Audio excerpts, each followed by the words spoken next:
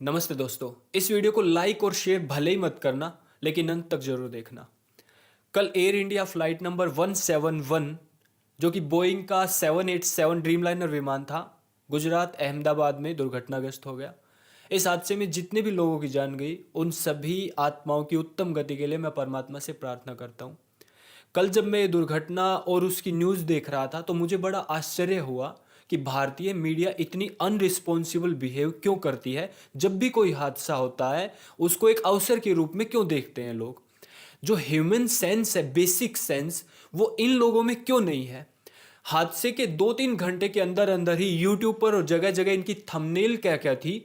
अचानक से जैसे कि जो विमान में व्यक्ति बचा, एकमात्र सर्वाइवल, सोल सर्वाइवल, थंबनेल डाल दी गई बिना उससे बात की। वो हॉस्पिटल में था बेचारा कि सोल सर्वाइवल ने बताई विमान दुर्घटना की असली सच्चाई। उसका इंटरव्यू आज आया है, वो भी प्रधानमंत्री जी मिल लिए, अमित शाह आदि सब मिल लिए उनसे, और वो भी ठीक ठाक है। तब एक इंटरव्यू निकला है और थंबनेल कल से चल रही है। उसने कुछ नहीं बताया। लोगों में कितना भ्रामक प्रचार हो रहा है। अरे हम जैसे और बहुत देशवासी, एक फर्स्ट इंफॉर्मेशन किसी भी हादसे की न्यूज़ चैनलों से आती है और ये इतनी भ्रम की स्थिति पैदा कर रहे हैं लोगों में। बहुत सारे लोग तो इनको सच्चा मानते हैं ना, लेकिन ये विश्व मंच पर जग हंसाई करवा रहे हैं। इतना ही नहीं, सोल सर्वाइवल के बाद दूसरी इनकी जो थंबनेल आ रही थी साथ की साथ उस समय आ रही थी कि जानिए हादसे की असली सच्चाई क्या है, हादसे के कारणों को जानिए हमारे एक्सपर्ट से। अब बताइए, हादसे का कारण तो ब्लैक बॉक्स मिलेगा तब पता चलेगा। बोइंग कंपनी की रिसर्च टीम और उनकी जो टेक्निकल टीम आएंगी वो उसके जांच के कारणों का पता लगाएंगी। फिर यहाँ पर एयर इंडिया की टीम आएंगी, एक्सपर्ट्स आएंगे, टेक्निकल टीम आएगी, वो फिर भारत सरकार की बहुत सारी एजेंसियां हैं, वो सब अभी, और ये न्यूज चैनल वाले बैठ के दे रहे हैं, वो अपना काम करेंगे। ये प्रोसेस है, चलेगा। ये बहुत गहरी चीजें होती हैं यहाँ पर, इनको इतना आसान मत मानिए, है ना। 300-250 की संख्या देने लग जाते हैं जैसे ही हादसा होता है, उसके बाद डेथ काउंट पे आने लग जाते हैं तुरंत। सोचकर देखिए कितनी अमानवीयता हो गई लोगों में। ऐसे ऐसे बेसिकली चैनल्स में जरूर मैं कहूंगा, तुरंत कोई भी हादसा होता है, ऐसे हादसों में लोगों के बचने की संभावना ना के बराबर होती। ये शब्द कल चल रहे थे लगातार हर एक न्यूज चैनल पर। अरे इंडियन गवर्नमेंट से लेकर और जितने और लोग थे वो बच रहे थे हर एक चीज से, और ये बचना भी होता है। शाम को अमित शाह जी आए, प्रेस कॉन्फ्रेंस, प्रेस ब्रीफिंग कर रहे थे, तब भी उन्होंने नहीं कहा डीएनए सैंपलिंग होगी। एक तो बचा हो सकता है, कोई और भी हो, कहीं दबा हो, कुछ और हो, बहुत सारे रीजंस होते हैं। फिर उन लोगों के परिवार वाले होते, कोई हार्ट पेशेंट हो सकता है, किसी को कोई और प्रॉब्लम हो सकती, कोई ट्रैवल में हो सकता है, कोई जल्दबाजी में होगा। ये बेसिक ह्यूमन सेंस कब डेवलप होगी इन लोगों की। तुरंत आके ब्रेकिंग न्यूज की सबसे पहले हम भंडा फोड़ करें चीजों का, हम आंकड़े बताएं।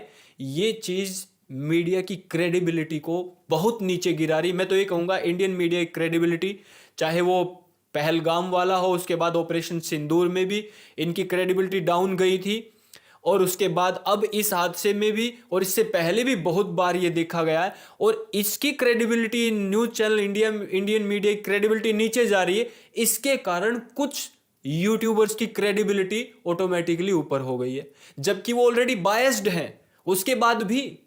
तो ये एंगल भी इस देश में सही सत्यवादी लोगों को देखना पड़ेगा। इतना ही नहीं, इन लोगों ने बहुत सारे लोगों की मेंटलिटी कैसी बना दी है, स्वयं ब्रेकिंग न्यूज कर करके बहुत सारे लोगों को भी ऐसा ही बना दिया है। सोशल मीडिया पर आते हैं, कोई भी हादसा होता है, इधर उधर की क्लिप जो मिल जाती है, तुरंत सबसे पहले लोगों को इंफॉर्मेशन देने के चक्कर में हर व्यक्ति इसी ढर्रे पर चलने लग गया। कल नेपाल एयरलाइंस क्रैश हुई थी 2019-20 में, एग्जैक्टली आप देख लेना जाकर, उसकी वीडियो घूम रही है चारों तरफ, इस हादसे की वीडियो बता करके, और बहुत लोग उसको घुमा रहे हैं। आप ये देखिए, ये लेवल लोगों का पहुंच गया है। इसमें बहुत बड़ा हाथ इस इंडियन मीडिया का ही है भाई। और इतना ही नहीं, कॉन्स्पिरेसी थ्योरीज चला रही थी कल, बहुत तरीके की, चैनल पर बैठ बैठ के करने लग जाते हैं। ये मैं मना नहीं कर रहा हूं, हो सकता है कोई कॉन्स्पिरेसी हो सकता है ना हो, वो जांच के बाद पता चलता है। इस प्रकार से जांच को प्रभावित करना और चीज़ों को सही तरीके से होने नहीं देना, हर एक चीज़ की प्रेफरेंस होती है। अभी तो भाई लोग आ रहे हैं, उनके परिजन आ रहे हैं, उनके डीएनए सैंपलिंग होंगे, उनको उनकी पार्थिव शरीर दिए जाएंगे, उनको छांटना, बहुत सारी चीज़ें हो रही हैं अभी, उनमें सिस्टम लगा हुआ है। सेंसिटिव चीज़ें, ये कहीं और ही चल रहा मामला इनका। तो इसीलिए मैं इस इंडियन मीडिया पर यही कहना चाहूँगा आप लोगों से कि इनकी कोई क्रेडिबिलिटी बची नहीं है।